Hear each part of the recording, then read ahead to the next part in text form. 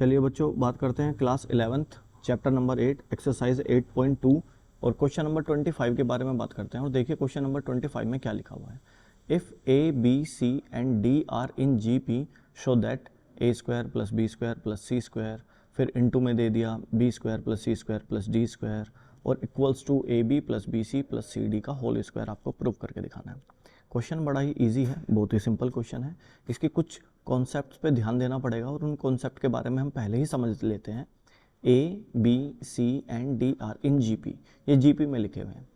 यानी कि अगर कोई टर्म ए है, मतलब ए से स्टार्ट हुई है और फिर बी के बारे में बोला गया कि बी कैसे निकाली गई होगी।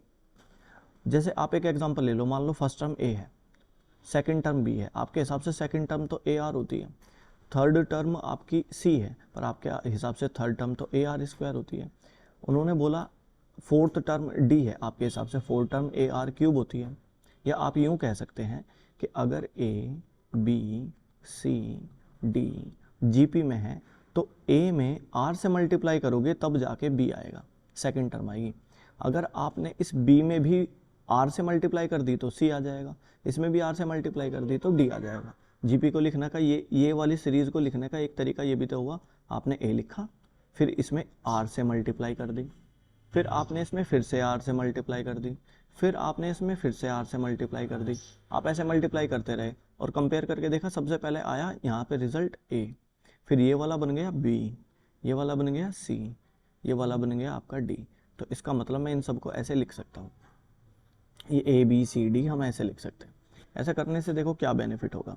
अब आप आ जाइए अपने क्वेश्चन के लेफ्ट हैंड साइड पे, जो आपके क्वेश्चन की लेफ्ट हैंड साइड है। ये तो समझने के लिए था, आपने समझ लिया ये सब कॉन्सेप्ट। अब हम लेफ्ट हैंड साइड पे आते हैं। लेफ्ट हैंड साइड में लिखा हुआ है A square plus B square plus C square,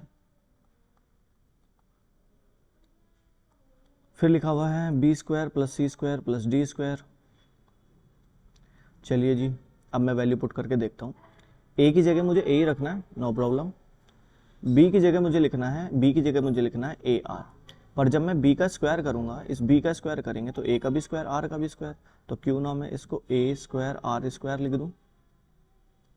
C की जगह मुझे क्या लिख सकता हूं, मैं सी की जगह लिख सकता हूं ए आर स्क्वायर। और जब आपको सी का भी स्क्वायर करना पड़े तो आप क्या लिखोगे, ए का स्क्वायर, और इस आर स्क्वायर का भी स्क्वायर करोगे तो आर की पावर 4 बन जाएगी। आई थिंक आपको ये समझ में आ रही होगी बात, ए स्क्वायर आर की पावर 4। ओके जी, और आगे बढ़ते हैं।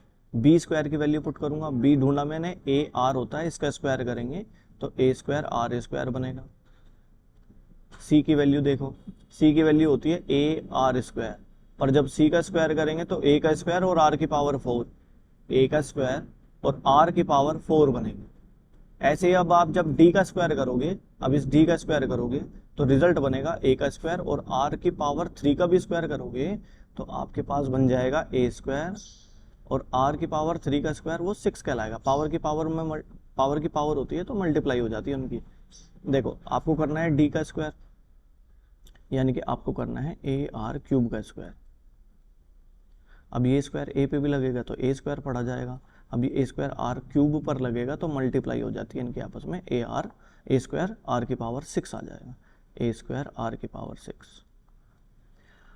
चलो जी देखो, अब सबसे छोटी सी बात, इंपॉर्टेंट बात, यहाँ पर मुझे कुछ कॉमन दिखाई दे रहा है, यहाँ पर मुझे कुछ कॉमन दिखाई दे रहा है इन तीनों टर्म में। ए स्क्वायर ए स्क्वायर ए स्क्वायर सब में है, तो मैंने इन तीनों टर्म में से ए स्क्वायर कॉमन ले लिया। मेरे पास रिजल्ट 1 प्लस, जब यहाँ से ए स्क्वायर कॉमन आ जाएगा बच्चों 1 बचेगा, ए स्क्वायर कॉमन आ गया आर स्क्वायर बचेगा, ए स्क्वायर कॉमन आने के बाद यहाँ पे आर की पावर 4 बचेगा।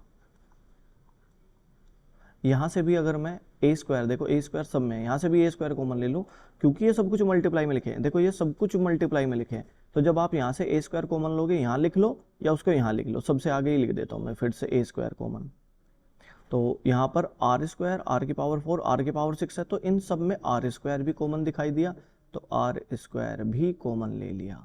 अब ए स्क्वायर आर स्क्वायर चला जाने के बाद 1 बचेगा, प्लस ए स्क्वायर चला गया आर स्क्वायर चला गया तो बस आर की पावर 2 बचेगी, ए स्क्वायर चला गया आर की पावर 2 चली गई तो आर की पावर 4 बचेगी। ठीक है जी। अब देखो ए स्क्वायर की मल्टीप्लाई ए की पावर 4 हो गई, ये आर स्क्वायर है। अब आपके पास बचा 1 plus R square plus R की पावर 4। अब ये दोनों ब्रैकेट आपके सेम हैं तो आप इसको स्क्वायर भी लिख सकते हो, है ना। दोनों ब्रैकेट सेम है, इनकी मल्टीप्लाई होनी है तो आपके पास रिजल्ट आ जाएगा ए की power 4 R square, 1 plus R square plus R की पावर 4 का होल स्क्वायर भी पढ़ सकते हो आप इसको। चलिए जी आगे बात करते हैं।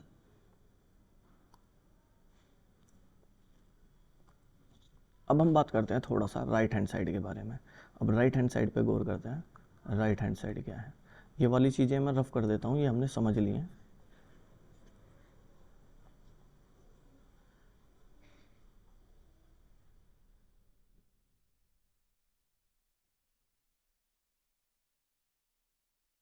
अब हम थोड़ा सा राइट हैंड साइड के बारे में बात कर रहे हैं। राइट हैंड साइड में क्या लिखा है हमारे पास, A B B C plus C D का होल स्क्वायर। ए की वैल्यू बच्चों ए ही है पर बी की वैल्यू है आपके पास ए आर, यहाँ से हम वैल्यू सारी ढूंढते रहेंगे लिखते रहेंगे।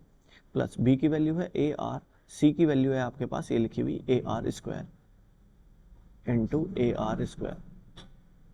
सी की वैल्यू लिखी हुई है आपके पास ए आर स्क्वायर और डी की वैल्यू लिखी है आपके पास ए आर क्यूब। यहाँ पे लिख देता हूँ मैं ए आर क्यूब, स्क्वायर होना इसका। इनके आपस में मल्टीप्लाई करके देखा तो ए स्क्वायर आर प्लस इनकी आपस में मल्टीप्लाई करके देखा तो ए स्क्वायर आर क्यूब, एक पावर ये रही बच्चों आर की, दो पावर ये रही आर का क्यूब बनेगा। यहाँ पर इनकी मल्टीप्लाई करके देखा एक ही ए से तो ए स्क्वायर आर की पावर 2 आर की पावर 3 आर की पावर 5 बन जाएगा और आपके पास स्क्वायरिंग चल ही रही है। क्या आपको यहाँ पर कुछ कॉमन दिखाई दे रहा है, यहाँ पर कुछ कॉमन दिखाई दे रहा है, A square A square A square, तो मैंने इसमें से ए स्क्वायर कॉमन लिया, आर आर आर सब में है, आर भी कॉमन ले लिया।